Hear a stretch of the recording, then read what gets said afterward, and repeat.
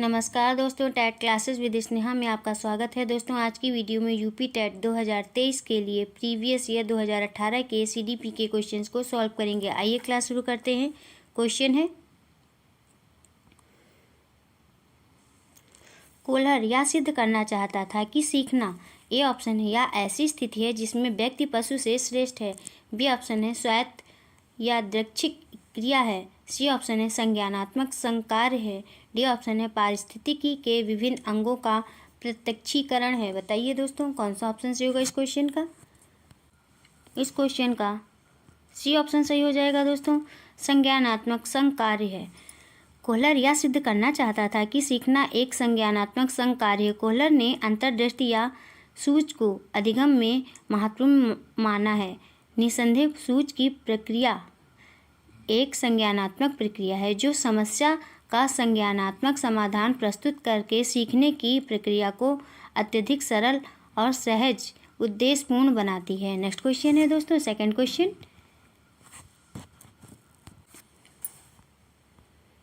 Second question है, किसी भी नई भाषा को सीखने के लिए कहाँ से प्रारंभ किया जाना चाहिए। कहाँ से प्रारंभ किया जाना चाहिए दोस्तों। ए ऑप्शन है अक्षरों व शब्दों के मध्य सहचर्य से। बी ऑप्शन है वाक्यों के निर्माण से। सी ऑप्शन है शब्दों के निर्माण से। डी ऑप्शन है उपर्युक्त में से कोई नहीं। बताइए दोस्तों कौन सा ऑप्शन सही होगा इस क्वेश्चन का। इस क्वेश्चन का ए ऑप्शन सही हो जाएगा, अक्षरों व शब्दों के मध्य सहचर्य से। किसी नई भाषा को सीखने के लिए अक्षरों व शब्दों के मध्य सहचर्य से प्रारंभ किया जाना चाहिए, क्योंकि भाषा सीखने की प्रक्रिया क्रमिक रूप से होती है। बालक पहले अक्षर, फिर शब्दों और अंत में वाक्य को सीखता है। इसके मध्य सहचर्य होना अति आवश्यक होता है। नेक्स्ट क्वेश्चन है दोस्तों, थर्ड क्वेश्चन है, समावेशी कक्षा में किस प्रकार के छात्र शामिल होते हैं। ए ऑप्शन है केवल विशिष्ट छात्र। बी ऑप्शन है सामान्य और विशिष्ट छात्र। सी ऑप्शन है केवल सामान्य छात्र। डी ऑप्शन है बहुभाषी और प्रतिभाशाली छात्र। बताइए दोस्तों कौन सा ऑप्शन सही होगा इस क्वेश्चन का। बी ऑप्शन सही हो जाएगा, सामान्य और विशिष्ट छात्र। समावेशी कक्षा में सामान्य और विशिष्ट दोनों प्रकार के छात्र अध्ययन करते हैं। समावेशी विद्यालय ऐसे संसाधन कक्ष का निर्माण करते हैं जिसमें सामान्य बच्चों के साथ साथ विशिष्ट बच्चे की मतलब कि विशिष्ट बच्चे भी शिक्षा ग्रहण कर सकें। ऐसे कक्ष संसाधन युक्त, शिक्षण सहायक सामग्री युक्त, संसाधन शिक्षक युक्त होते हैं, जहां विशिष्ट बालक अपने आप को समायोजित कर पाते हैं। नेक्स्ट क्वेश्चन है दोस्तों, फोर्थ क्वेश्चन है दोस्तों, अधोलिखित में गणित संबंधी अधिगम अक्षमता को कौन सा पद परिभाषित करता है। ए ऑप्शन है नीरसता संबंधी दोष। बी ऑप्शन है पठन दोष। सी ऑप्शन है गणना दोष। डी ऑप्शन है उपर्युक्त में से कोई नहीं। बताइए दोस्तों कौन सा ऑप्शन सही होगा इस क्वेश्चन का। सी ऑप्शन सही हो जाएगा, गणना दोष। गणना दोष गणित संबंधी अधिगम अक्षमता को परिभाषित करता है। गणना दोष से संबंधित अधिगम अक्षमता को डिस्कैलकुलिया कहा जाता है। इस प्रकार के अक्षमता वाले बच्चों में अंकगणितीय संक्रियाओं के चिन्हों को समझने में कठिनाई होती है और दिशा ज्ञान का अभाव या अल्प समझ, नगद अंतरण या भुगतान संबंधी समस्याएं होती हैं। नेक्स्ट क्वेश्चन है दोस्तों, फिफ्थ क्वेश्चन। समावेशीकरण की सफलता के लिए आवश्यक है। क्या आवश्यक है दोस्तों। ए ऑप्शन है क्षमता निर्माण का अभाव। बी ऑप्शन है अभिभावकों की भागीदारी का ना होना। सी ऑप्शन है अलगाव। डी ऑप्शन है संवेदनशीलता। इस क्वेश्चन का डी ऑप्शन सही हो जाएगा दोस्तों, संवेदनशीलता। समावेशीकरण की सफलता के लिए संवेदनशीलता अत्यंत आवश्यक है। यह संवेदनशीलता समाज, समुदाय, परिवार, विद्यालय, शिक्षक और अन्य समकक्षी स्तर तक होना चाहिए, ताकि विशिष्ट आवश्यकता वाले बच्चे अपने आप को समाज के अन्य सदस्यों से अलग ना समझें और समाज में अपने आप को समायोजित कर सकें। नेक्स्ट क्वेश्चन है दोस्तों, सिक्स्थ क्वेश्चन। निम्न में से कौन सा संवेग का तत्व नहीं है। ए ऑप्शन है व्यवहारात्मक, बी ऑप्शन है दैहिक, सी ऑप्शन है संज्ञानात्मक, डी ऑप्शन है संवेदी। बताइए दोस्तों कौन सा ऑप्शन सही होगा इस क्वेश्चन का? डी ऑप्शन सही हो जाएगा, संवेदी। संवेदी संवेग का तत्व नहीं है, क्योंकि संवेग उत्पन्न होने पर प्राणी में दो स्तर का परिवर्तन दिखाई देता है। पहला शारीरिक स्तर पर, दूसरा मानसिक स्तर पर। शारीरिक स्तर पर जल्दी जल्दी सांस लेना, रक्तचाप बढ़ जाना, आवाज़ में परिवर्तन आ जाना, अंग संचालन की गति में परिवर्तन जैसी क्रियाएं होती हैं, जबकि मानसिक स्तर पर विचार प्रक्रिया या तो शिथिल हो जाती है या तो लुप्त प्राय हो जाती है। दूसरी ओर संवेदी क्रियाओं पर संवेग का कोई प्रत्यक्ष प्रभाव नहीं पड़ता है। नेक्स्ट क्वेश्चन है दोस्तों 7th क्वेश्चन। संज्ञानात्मक क्षेत्र का सही क्रम है, सही क्रम कौन सा है दोस्तों बताइए?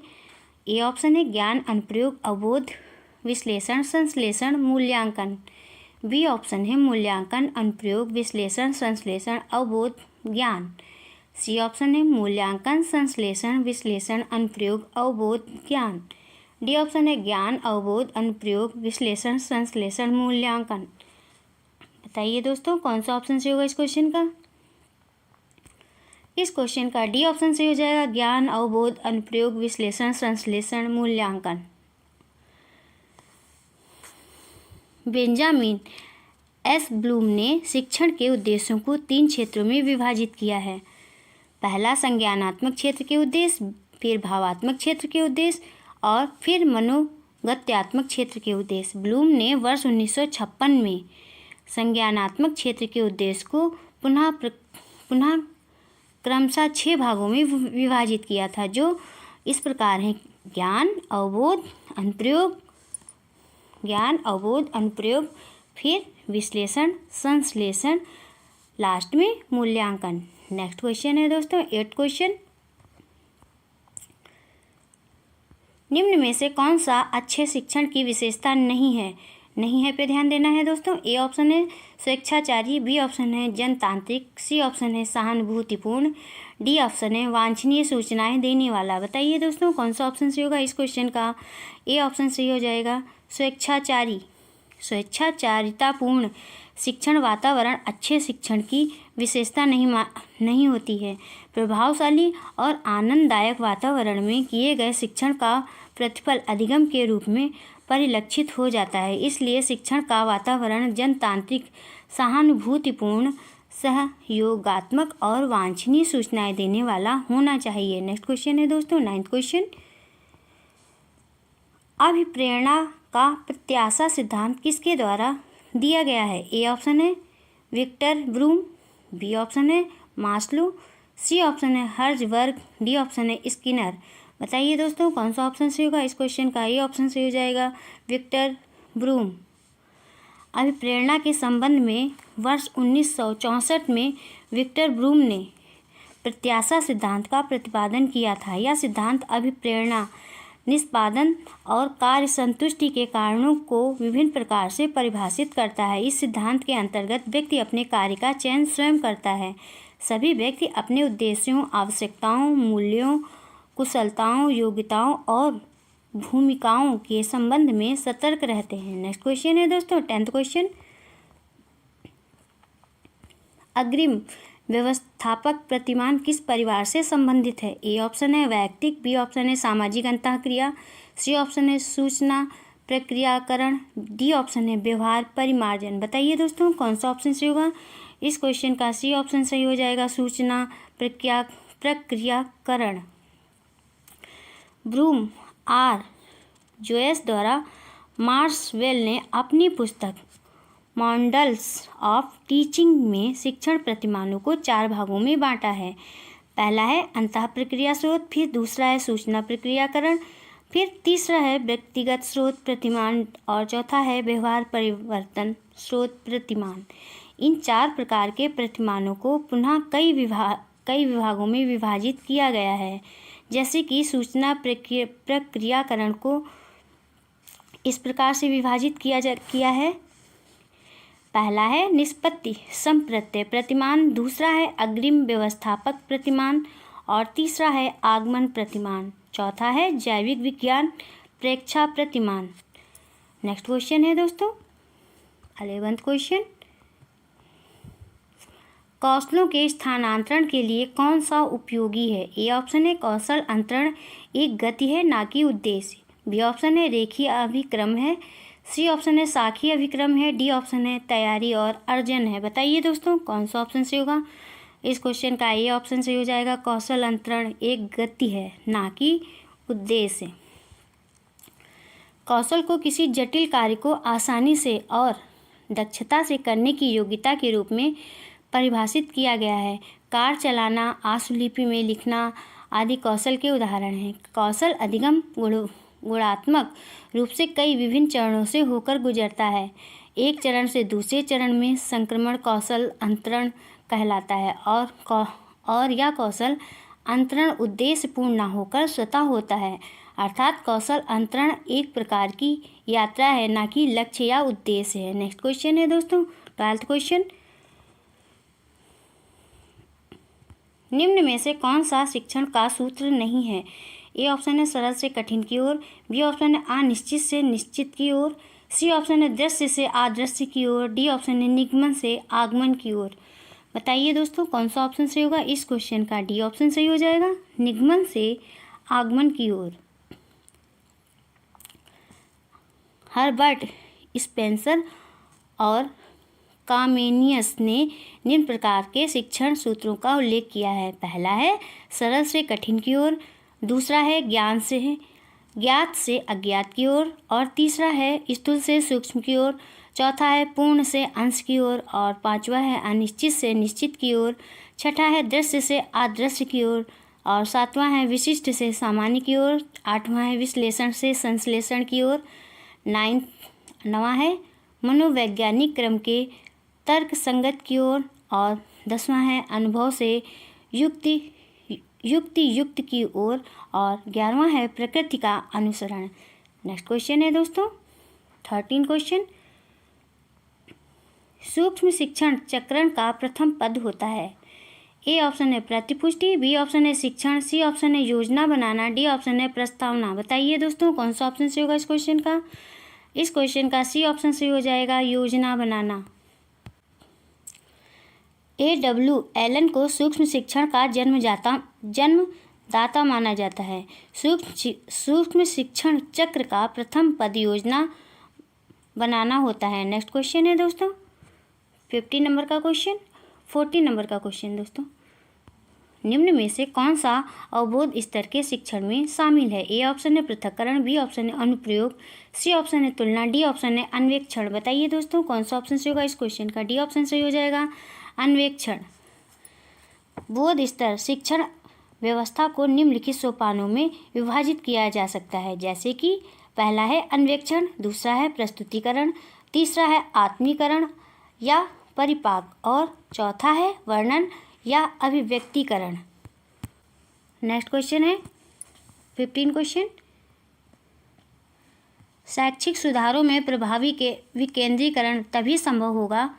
ए है जब खंड व संकुल संदर्भ केंद्रों की भागीदारी बढ़े, बी है स्थानीय संदर्भ व्यक्ति उपलब्ध हो, सी है अध्यापकों के पास संसाधन और प्रासंगिक सामग्री भी मौजूद हो।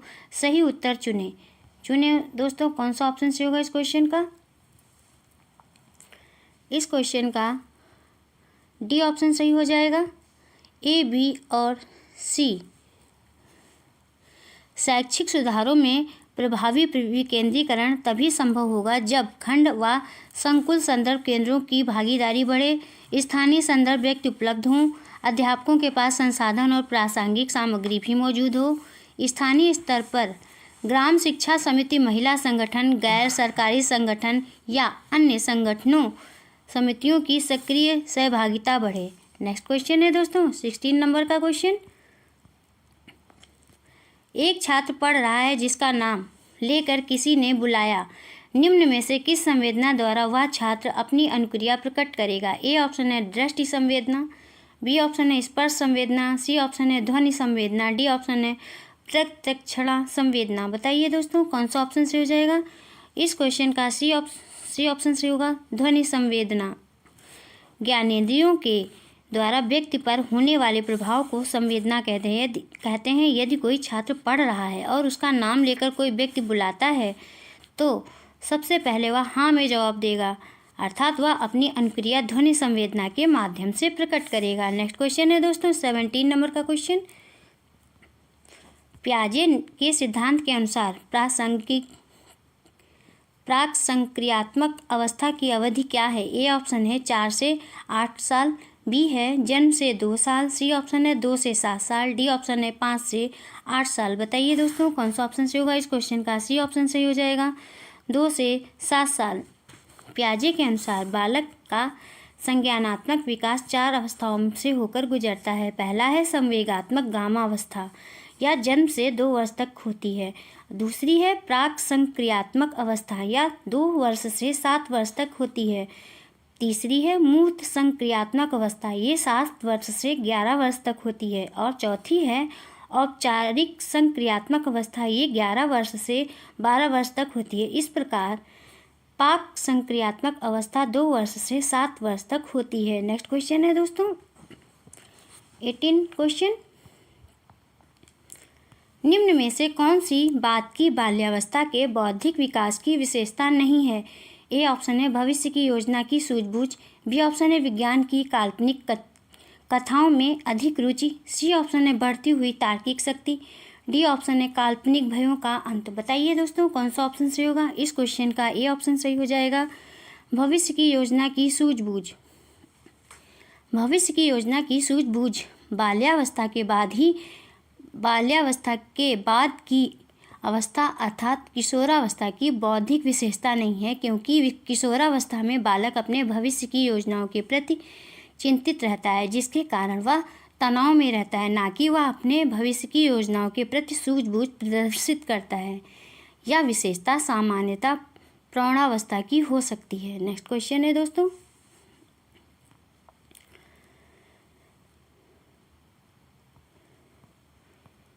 19 क्वेश्चन है।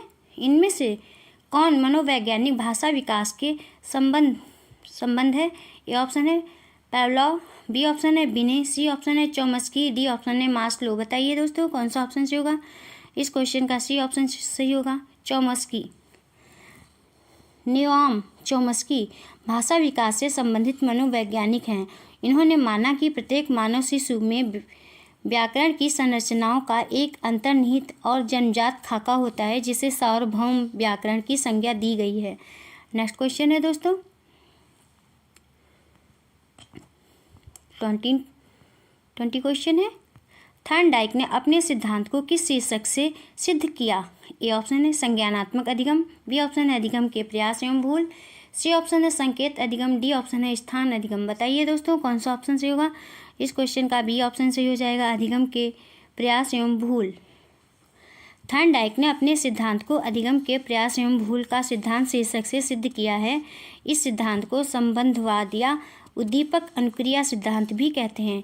इनके अनुसार सीखने के लिए पुनर्बलन केंद्रीय तत्व है और अनुक्रिया का संतोषजनक परिणाम ही उद्दीपक अनुक्रिया बंधन को सुदृढ़ कर सकता है। नेक्स्ट क्वेश्चन है दोस्तों 21 क्वेश्चन। गिरोह अवस्था किस आयु वर्ग एवं विलंब विकास से संबंधित है? ए ऑप्शन है 16 से 19 वर्ष एवं नैतिकता, बी ऑप्शन है 3 से 6 वर्ष एवं भाषा, सी ऑप्शन है 8 से 10 वर्ष एवं समाजीकरण, डी ऑप्शन है 16 से 19 वर्ष एवं संज्ञानात्मक। बताइए दोस्तों कौन सा ऑप्शन सही होगा? इस क्वेश्चन का सी ऑप्शन सही हो जाएगा, 8 से 10 वर्ष एवं समाजीकरण। गिरोह अवस्था 8 से 10 वर्ष और 8 से 10 वर्ष या विलंब विकास सामाजीकरण से संबंधित है। 8 से 10 वर्ष की आयु में बालक अपने समूह का सक्रिय सदस्य बन जाता है, जो किशोरावस्था में चरम पर पहुंच जाता है। गिरोह अवस्था सामाजीकरण से संबंधित होती है। नेक्स्ट क्वेश्चन है दोस्तों 22 क्वेश्चन। पियाजे के अनुसार संज्ञानात्मक विकास की तृतीय अवस्था निम्न में से कौन सी है? ए ऑप्शन है औपचारिक संक्रियावस्था, बी ऑप्शन है पूर्व संक्रियावस्था, सी ऑप्शन है मूर्त संक्रिया अवस्था और डी है संवेदनात्मक गामा अवस्था। बताइए दोस्तों कौन सा ऑप्शन सही होगा? इस क्वेश्चन का सी ऑप्शन सही हो जाएगा, मूर्त संक्रिया अवस्था। पियाजे के अनुसार संज्ञानात्मक विकास की तीसरी अवस्था मूर्त संक्रिया अवस्था है। यह अवस्था 7 वर्ष से 11 वर्ष तक की होती है। इस अवस्था में बालक मूर्त वस्तुओं के संबंध में चिंतन प्रारंभ कर देता है और वह वस्तुओं में अंतर और तुलना करने लगता है। नेक्स्ट क्वेश्चन है दोस्तों 23 क्वेश्चन। निम्न में से अधिगम में योगदान देने वाले मनोवैज्ञानिक कारकों में कौन सा शामिल नहीं है? ए ऑप्शन है अधिगम की इच्छा, बी ऑप्शन है प्रेरणा, सी ऑप्शन है रुचि, डी ऑप्शन है विषय वस्तु का स्वरूप। बताइए दोस्तों कौन सा ऑप्शन सही होगा इस क्वेश्चन का? इस क्वेश्चन का डी ऑप्शन सही हो जाएगा, विषय वस्तु का स्वरूप। विषय वस्तु का स्वरूप अधिगम में योगदान देने वाले मनोवैज्ञानिक कारकों में शामिल नहीं है। अधिगम की इच्छा, प्रेरणा, रुचि, बुद्धि, अभिवृत्ति, परिपक्वता, वैयक्तिकता आदि अधिगम में योगदान देने वाले मनोवैज्ञानिक कारक हैं। नेक्स्ट क्वेश्चन है दोस्तों 24 क्वेश्चन। निम्न में से सामाजिक मूल्य कौन सा है? ए ऑप्शन है सहायतापरक व्यवहार, बी ऑप्शन है प्राथमिक लक्ष्य, सी ऑप्शन है मूल प्रवृत्ति और डी ऑप्शन है आक्रामकता की आवश्यकता। बताइए दोस्तों कौन सा ऑप्शन सही होगा इस क्वेश्चन का? इस क्वेश्चन का ए ऑप्शन सही हो जाएगा, सहायतापरक व्यवहार। राष्ट्रीय शैक्षिक अनुसंधान एवं प्रशिक्षण परिषद की पुस्तक में कुल 83 नैतिक, सामाजिक और आध्यात्मिक मूल्यों की चर्चा की गई है। प्रमुख सामाजिक मूल्य इस प्रकार हैं: मैत्री भाव, समाजवाद, भाईचारा, टीम भावना, कर्तव्य भावना, सहानुभूति, सहयोग, समाज सेवा, सामाजिक उत्तरदायित्व। नेक्स्ट क्वेश्चन है दोस्तों 25 क्वेश्चन। पश्च अन्वेक्षण तथा साधन साक्ष्य विश्लेषण निम्न में से किसके उदाहरण है? ए ऑप्शन है स्वतः शोध, बी ऑप्शन है एल्गोरिदम और सी ऑप्शन है मानसिक वृत्ति, डी ऑप्शन है प्रकार्यात्मक स्थिरता। बताइए दोस्तों कौन सा ऑप्शन सही होगा इस क्वेश्चन का? इस क्वेश्चन का ए ऑप्शन सही हो जाएगा, स्वतः शोध। स्वतः शोध विधि में व्यक्ति समस्या का समाधान करने के लिए सही विकल्पों को नहीं ढूंढता है, बल्कि उन्हीं विकल्पों का चयन करके समस्या समाधान करने की कोशिश करता है जो उन्हें संगत प्रतीत होते हैं। पक्ष अन्वेक्षण तथा साधन साक्ष्य विश्लेषण इसकी 2 प्रमुख विधियां भी हैं। नेक्स्ट क्वेश्चन है दोस्तों 26 क्वेश्चन। सीखने के वक्र अभ्यास द्वारा सीखने की मात्रा, गति और प्रगति की सीमा को ग्राफ पर प्रदर्शित करते हैं, यह किसने कहा है? ए ऑप्शन है स्किनर ने, बी ऑप्शन है रॉस ने, सी ऑप्शन है एबिंगहॉस ने, डी ऑप्शन है एमएल बिग्गी ने। बताइए दोस्तों कौन सा ऑप्शन से होगा?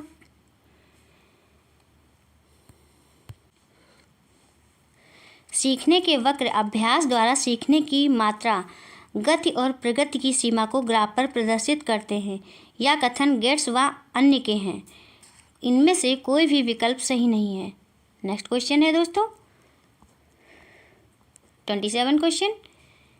निम्न में से कौन सा थर्नडाइक के अधिगम के प्राथमिक नियमों में शामिल नहीं है? ए ऑप्शन है सहचर्यात्मक स्थानांतरण का नियम, बी ऑप्शन है अभ्यास का नियम, सी ऑप्शन है प्रभाव का नियम, डी ऑप्शन है तत्परता का नियम। बताइए दोस्तों कौन सा ऑप्शन सही हो जाएगा इस क्वेश्चन का? ए ऑप्शन सही हो जाएगा दोस्तों, सहचर्यात्मक स्थानांतरण का नियम। एल थर्नडाइक ने अधिगम के 3 मुख्य नियम और 5 गौड़ नियम दिए हैं। मुख्य नियम अभ्यास का नियम है, प्रभाव का नियम है, तत्परता का नियम है और गौड़ नियम बहुअनुक्रिया का नियम है, मनोवृत्ति का नियम है, आंशिक क्रिया का नियम है, सादृश्यता का नियम है, सहचर्यात्मक स्थानांतरण का नियम है। इसलिए सहचर्यात्मक स्थानांतरण का नियम गौड़ नियम है। नेक्स्ट क्वेश्चन है दोस्तों 28 क्वेश्चन। अनुकूलित अनुक्रिया सिद्धांत किसके अनुकूलन पर बल देता है? ए ऑप्शन है तर्क, बी ऑप्शन है व्यवहार, सी ऑप्शन है चिंतन, डी ऑप्शन है अभिप्रेरणा। बताइए दोस्तों कौन सा ऑप्शन सही होगा इस क्वेश्चन का? इस क्वेश्चन का बी ऑप्शन सही हो जाएगा, व्यवहार। अनुकूलित अनुक्रिया सिद्धांत व्यवहार के अनुकूलन पर बल देता है। इस सिद्धांत के अनुसार अस्वाभाविक उद्दीपक को स्वाभाविक उद्दीपक के पास बार बार प्रस्तुत करने पर प्राणी अस्वाभाविक उद्दीपक के प्रति भी स्वाभाविक उद्दीपक जैसी अनुक्रिया करने लगता है, अर्थात इसकी अनुक्रियाएं या व्यवहार अस्वाभाविक उद्दीपक के साथ अनुकूलित हो जाती हैं। नेक्स्ट क्वेश्चन है दोस्तों 29 क्वेश्चन। क्रिया प्रसूत अनुबंधन का दूसरा नाम है। क्या दूसरा नाम है दोस्तों? ए ऑप्शन है समीपस्थ अनुबंधन, बी ऑप्शन है नैमित्तिक अनुबंधन, सी ऑप्शन है प्राचीन अनुबंधन, डी ऑप्शन है चिन्ह अनुबंधन। बताइए दोस्तों कौन सा ऑप्शन से हो जाएगा इस क्वेश्चन का? बी ऑप्शन सही होगा, नैमित्तिक अनुबंधन। क्रिया प्रसूत अनुबंधन का दूसरा नाम नैमित्तिक अनुबंधन भी है। अधिगमकर्ता की अनुक्रियाओं का पुनर्बलन के लिए अनुबंधन का एक निमित्त होने के कारण इस सिद्धांत को नैमित्तिक या यांत्रिक या साधनात्मक अनुबंधन सिद्धांत के नाम से भी संबोधित किया जाता है। नेक्स्ट क्वेश्चन है दोस्तों 30 क्वेश्चन। निम्न में से कौन सी अधिगम की एक विशेषता नहीं है? नहीं पे ध्यान देना है दोस्तों। ए ऑप्शन है अधिगम का अवलोकन प्रत्यक्ष रूप से किया जा सकता है, बी ऑप्शन है अधिगम व्यवहार में अपेक्षाकृत स्थायी परिवर्तन है, सी ऑप्शन है अधिगम प्राणी की अभिवृद्धि है, डी ऑप्शन है अधिगम एक लक्ष्योन्मुख प्रक्रिया है। बताइए दोस्तों कौन सा ऑप्शन सही होगा इस क्वेश्चन का? ए ऑप्शन सही हो जाएगा, अधिगम का अवलोकन प्रत्यक्ष रूप से किया जा सकता है। योकम एवं सिम्पसन के अनुसार सीखने की सामान्य विशेषताएं हैं। सामान्य विशेषताएं इस प्रकार हैं। अधिगम अभिवृद्धि पहली, दूसरी है अधिगम समायोजन, तीसरी है अधिगम लक्ष्योन्मुखी प्रक्रिया और चौथी है अधिगम व्यवहार में अपेक्षाकृत स्थायी परिवर्तन, पांचवी है अधिगम विवेकपूर्ण व सृजनशील है और छठी है अधिगम व्यक्तिगत व सामाजिक दोनों है और सातवीं है अधिगम अनुभवों का संगठन है। आठवीं है अधिगम क्रियाशील है।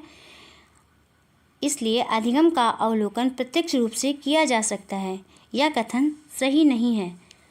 बस दोस्तों आज की वीडियो में इतना ही। दोस्तों यदि आपको क्लास पसंद आई हो तो चैनल को सब्सक्राइब करिए, लाइक करिए, शेयर करिए और कमेंट्स करके बताइए कि क्लास कैसी रही। मिलते हैं नेक्स्ट क्लास में। Thank you for watching this video.